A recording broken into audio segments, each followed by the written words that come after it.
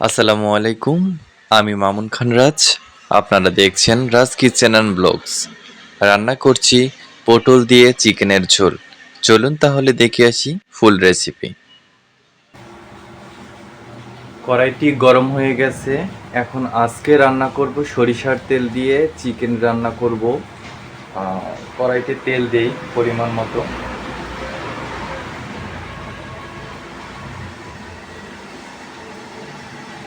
পরিমাণ মতো তেল দিয়ে দিলাম।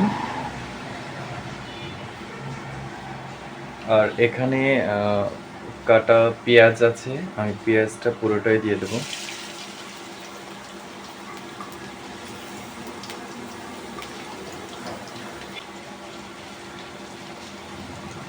এখানে কিছু গোটা মশলা আছে, দারচিনি, লং, এলাচ,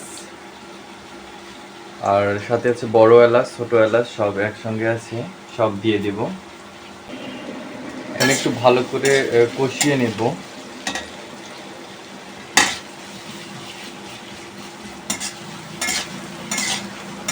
আজকে রান্নাটা সরিষার তেল দিয়ে কখনো রান্না করা হয়নি, আজকে করতেছি, জানি না কেমন হবে।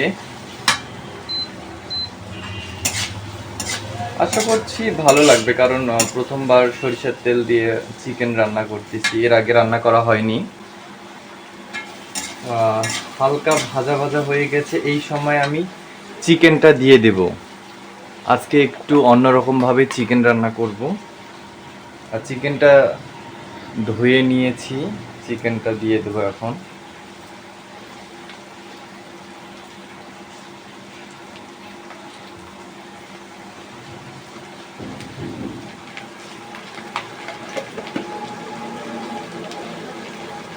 অল্প আছে, ধীরে ধীরে ভালো করে রান্নাটা করব।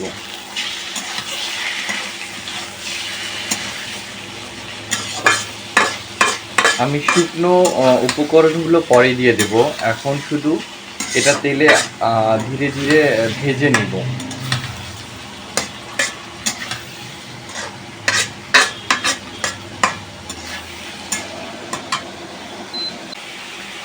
একটু পর পরে ভালো করে নেড়ে দিতে হবে, না হলে আবার নিচে লেগে যাবে। এর জন্য একটু পর পরে একটু ভালো করে কষিয়ে নিচ্ছি, কারণ কি এইখানে পেঁয়াজ এবং মাংসটা একসঙ্গে ভেজে নিচ্ছি। আজকে ভাবলাম যে এভাবে রান্নাটা করি নেই, দেখি কত মজা হয়। কখনো করি নাই, আজকে করতেছি। এর আগে একবার এই রান্নাটা দেখছিলাম আমার মায়ের হাতের, আমার মা এভাবে রান্না করছিল। কিছুদিন আগে একটা ভিডিও দিয়েছিলাম যে মায়ের হাতের চিকেন ভুনা।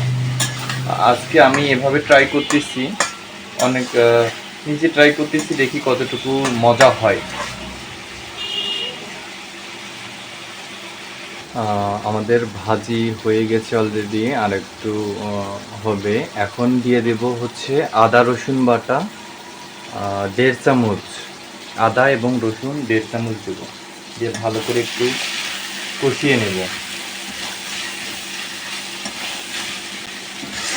আমাদের হয়ে গেছে, একটু ভাজা ভাজার মতো হয়ে গেছে। এখন আমি এক এক করে শুকনো উপকরণগুলো দিয়ে দেব। লবণটা হচ্ছে স্বাদ মতো লবণটা দিয়ে দেব। আর হলুদ দেব 1.5 চামচ। আর লাল মরিচের গুঁড়া দেব হচ্ছে 1.5 চামচ, কারণ কি একটু ঝাল ঝাল না হলে ভালো লাগে না। 1.5 চামচ দিলাম। আর গরম মশলা দেব 1 চামচ। এখন শুকনো উপকরণগুলো ভালো করে এখন কষিয়ে নেব। আর এখন একটু পোড়া পোড়া ভাব আসতেছে, আমি সামান্য একটু পানি দেব। পানি দিলে তখন আমার মশলাটা আর পুড়িয়ে যাবে না, একটু সামান্য পানি দেব। সামান্য পানি দিয়ে দিলাম, দিয়ে এখন ভালো করে মশলাটা এখন কষিয়ে নেব। আর আজকে চিকেনটা রান্না করব পটল দিয়ে। আর আমি শুধু আজকে পটল দিয়ে রান্না করব, কারণ অল্প তরকারিতে একটু কোনো কিছু দিলে অবশ্য ভালো হয়, তাই আজকে পটল দিয়ে চিকেনটা রান্না করব। সামান্য পানি দিয়েছিলাম, দিয়ে একটু জাল করে নিলাম। এখন আস্তে আস্তে ধীরে ধীরে কষাবো।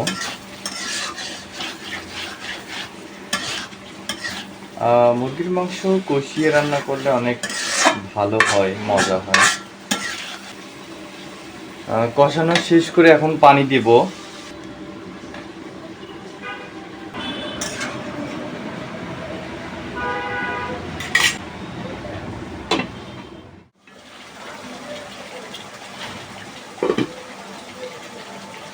পানিটা অলরেডি শুকিয়ে গেছে। এখন ভালো করে কষিয়ে নিয়ে এবার পটলগুলো দেব। আর একটু কষাই নেই। এখন পটলগুলো ধুয়ে রাখছিলাম, এখন এগুলা দিয়ে দেব সব। এখন পটলগুলো দেওয়া শেষ, এখন ভালো করে কষিয়ে নেব।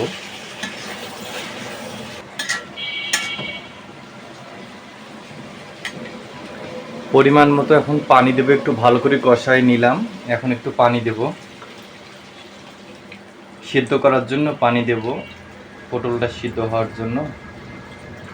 তারপরে আবারও সিদ্ধ হয়ে গেলে তারপরে আবার কষাবো।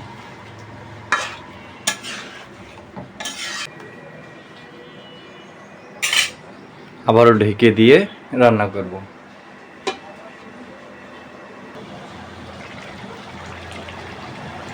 পানিটা অনেকটা আটাইছে, এখন কষাবো আর একটু। এবার শুধু এই কষার পরে শুধু ঝোলের জন্য একটু পানি দেব।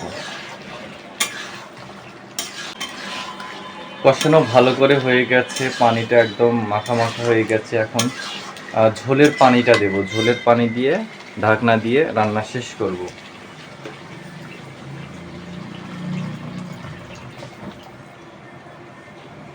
আমাদের ঝোলের পানি দেওয়া শেষ। আর রান্না শেষের দিকে আর একটু হলে আমার রান্না শেষ হয়ে যাবে। রান্না চলছে, আর কিছুক্ষণের মধ্যে রান্না শেষ হয়ে যাবে। আমার পাশে থাকার জন্য এবং সাপোর্ট করার জন্য সবাইকে জানাচ্ছি ধন্যবাদ।